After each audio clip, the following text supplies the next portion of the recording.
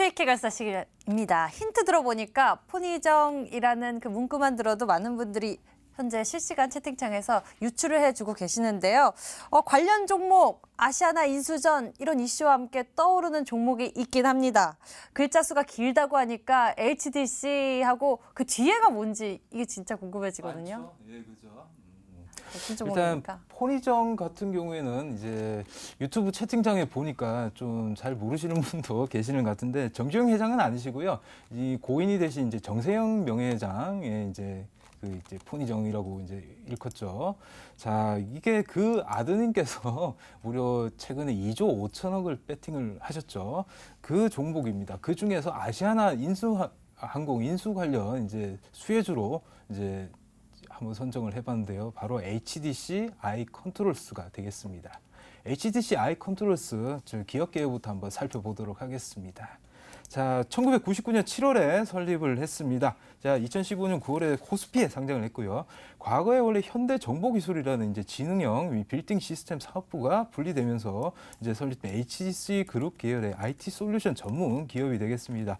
HDC 산업개발 아이파크 들어보셨을 겁니다. 이쪽에 이제 홈 오토메이션 설계를 전담하면서 성장을 했고요. 이제 스마트홈, 이제 그리고 스마트 빌딩 사업 등 기타 SOC 사업 등을 영위하고 있는데요. 유명 건물이 이제 삼성동 코엑스나 이제 영등포 타임스퀘어 그리고 부산 백스코 등의 빌딩 제어 시스템을 이제 공급을 하고 있습니다. 자, 매출 구성을 살펴보면요. 스마트홈 및 빌딩 쪽이 이제 63.6%, 그리고 건축물 기계 설비 시공 등 이제 M&E 사업부가 34%대를 이제 기록을 하고 있습니다.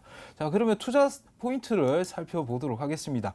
HDC 그룹의 이제 아시아나항공 인수 결정 이후 이제 수혜 기대감을 이제 최고로 들 수 있겠습니다. 이제 11월 12일입니다. 이제 이쪽에서 아시아나항공 우선 인수 협상 대상자로 이제 HDC 현대산업개발 현산 그리고 미래셋의 이제 컨소시엄이 선정이 되었습니다. 이제 이번 달 12일까지 이제 우선 협상이 마무리가 되어야 됩니다. 그렇지 않으면 이제 주채권은행이 산업은행 쪽으로 이제 넘어가게 되죠, 공이. 그렇게 해서 인수가 만약에 성공적으로 될 경우를 한번 생각을 해보겠습니다. 그렇게 되면 HDC 그룹 자체가 이제 건설, 부동산 쪽으로 사업하다가 이제 항공이나 물류 쪽으로 해서 이제 진출폭을 더 넓히게 될 것이고요.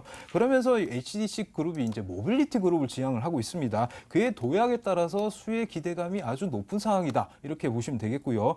뭐 그게 크지 않더라도 실적 측면에서 보면요, 4분기 실적으로 봤을 때도 굉장히 호실적이 예상이 되고요. 그리고 배당 또 중요하죠. 배당 같은 경우에도 거의 3%가 넘는 배당 수익률을 기록하고 있어 연말에 또 투자하시기도 괜찮지 않나 이렇게 생각이 듭니다. 자, 다음으로 1,500억 원이나 넘는 이제 순현금이 이제 확보를 통해 가지고 이제 중장기적인 동사의 성장 가능성에 한번 주목을 해보시라 말씀을 드리고 싶습니다. 자, HDC 그룹 같은 경우에 순환 출자 고리를 해소하기 위해서 이제 동사가 보유한 계열사 지분을 이제 내후년이죠. 4월 15일까지는 매각을 해야만 하는 그런 상황입니다.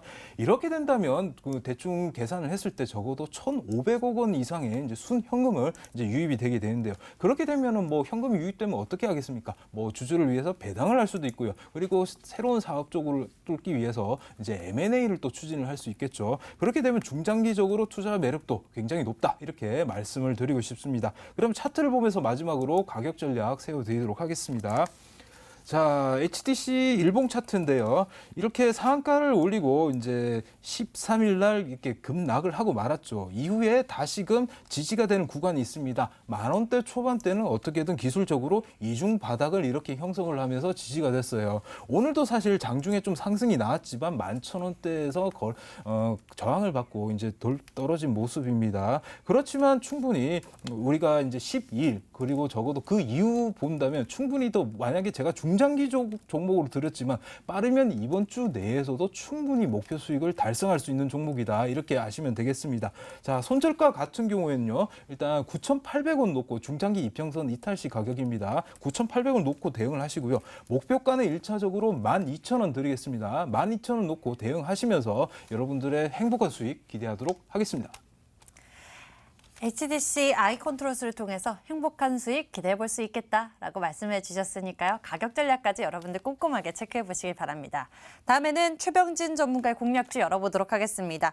유통에서 화장품주 올인, 수익성도 올인이라고 힌트 주셨는데 이런 힌트 들어보니까요. 연말이니까 또 선물 살 생각도 많이 들고요. 백화점 자주 방문하게 됩니다. 혹시 관련해서 또 모멘텀이 좀 있을까요? 네, 화장품에 올인하는 회사이다 보니까 자체적인 브랜드 이외에도 오. 수입 화장품을 유통하고 있는 업체입니다. 관련해서 추가적으로 실적 기대감도 한번 높여볼 수 있다, 이렇게 말씀을 드리겠습니다. 바로 종목명 먼저 말씀드리도록 하겠습니다. 신세계 인터내셔널이라는 종목입니다. 기업 개요 넘어가서 설명드리도록 하겠습니다. 2018년도 매출액은 1조 2,626억 원, 영업이익은 555억 원, 당기순이익은 577억 원을 기록을 하였습니다. 신세계 그룹의 계열사 중 핵심 자회사이다, 이렇게 볼 수가 있겠고요. 패션 사업을 주요 사업으로 진행을 하고 있다, 이렇게 말씀을 드리겠습니다. 매출 구성을 보면은 패션 부분이 20%를 형성을 하고 있었는데 이는 지금 상황은 이제 화장품 부문이 80%를 육박하면서 어느 정도 화장품 기업으로 전환하고 있는 시점이다, 이렇게 볼 수가 있겠습니다. 관련 기업으로는 신세계 톰보이 등 4개 업체가 연결 대상 종속 회사로도 보유하고 있기 때문에 패션 부분에서도 어느 정도 안정적인 수익을 기대해 볼 수 있는 종목이다, 이렇게 말씀을 드리겠습니다. 기존의 해외 패션 투자 포인트 넘어가서 말씀드리도록 하겠습니다. 기존의 해외 패션 브랜드를 제품을 수입을 하면서 유통을 했던 업체이고요. 신세계 톰보이를 인수를 하면서 신세계 그룹사의 어느 정도 중명품급 브랜드를 확보를 하였다, 이렇게 볼 수가 있겠습니다. 국내에서 유통을 하면서 캐주얼 라이프 스타일의 브랜드도 생산을 하고 있고요. 유통을 진행을 하면서 안정적인 수익을 추구했던 기업이다, 이렇게 말씀을 드리겠습니다.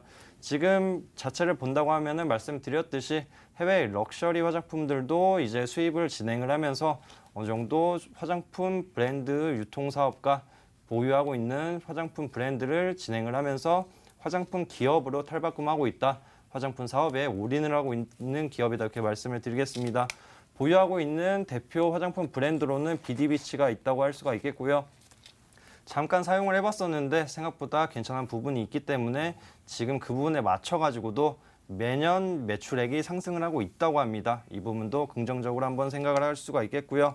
지금 상황 자체를 보면은 지금 올해 예상 매출액 같은 경우에는 1조 4천억 원을 한번 기대를 하고 있습니다.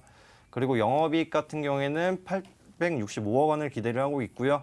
당기순이익 같은 경우에는 765억 원을 기대를 하고 있는데 이 부분은 지금 실적이 어느 정도 턴어라운드 되고 실적 향상 시즌에 돌입을 하였다. 화장품 업황 자체가 어떻게 보면은 4분기와 내년 1분기가 화장품 시장이 굉장히 좋은 부분이 있습니다. 성수기라고 볼 수도 있는 부분이 있기 때문에 한번 거기에 맞춰가지고 매출 향상 부분도 한번 체크해 볼 필요가 있겠고요. 여기에 맞춰가지고 화장품 사업에 올인을 하다 보니까 실적도 내년 실적 전망도 좋다, 이렇게 말씀을 드리겠습니다. 내년 실적 같은 경우에는 예상 매출액은 1조 5천억 원 이상을 예상을 하고 있고요. 영업이익은 1천억 원 이상을 예상을 하고 있습니다. 이 부분을 본다고 하면은 매년 10%의 고성장을 지속하고 있는 기업이다. 그만큼 안정적인 성장세를 유지하면서 추가적으로 한번 실적 기대감도 향상시킬 수 있다, 이렇게 볼 수가 있겠습니다. 여기에 맞춰가지고 가격 전략 말씀드리도록 하겠습니다. 차트를 본다고 하면은 지금 기술적으로 봤을 때 어느 정도 가격을 하락 구간을 형성을 했습니다. 이 부분은 일본 수출 규제가 저가에 어떻게 보면 형성될 수 있는 기회를 줬다, 이렇게 말씀을 드리겠는데요. 지금 구간대 자체가 어느 정도 단기적으로 봤을 때 매물대에 근접을 하였다. 그리고 200일선을 돌파를 해주면서 추가적으로 대세 상승 구간에 한번 진입을 할 수 있겠다, 이렇게 한번 기대 심리를 가져볼 수가 있겠습니다.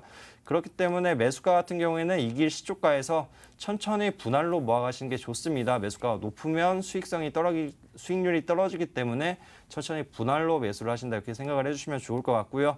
우선 단기적으로 목표가 같은 경우에는 25만 원 부근 잡아드리겠습니다. 그리고 중요하다고 할 수 있는 손절가 같은 경우에는 17만 5천 원을 이탈할 경우에는 위험 리스크가 있습니다. 만약에 투매가 나올 수도 있고 기업 자체에 문제가 발생했을 수도 있기 때문에 손절가는 꼭 유의해 주시기 바라겠습니다. 두 분 모두 이번에는 실적과 성장성에 주목하신 것 같습니다. 공략주 다시 한번 화면을 통해서 확인해 보시죠.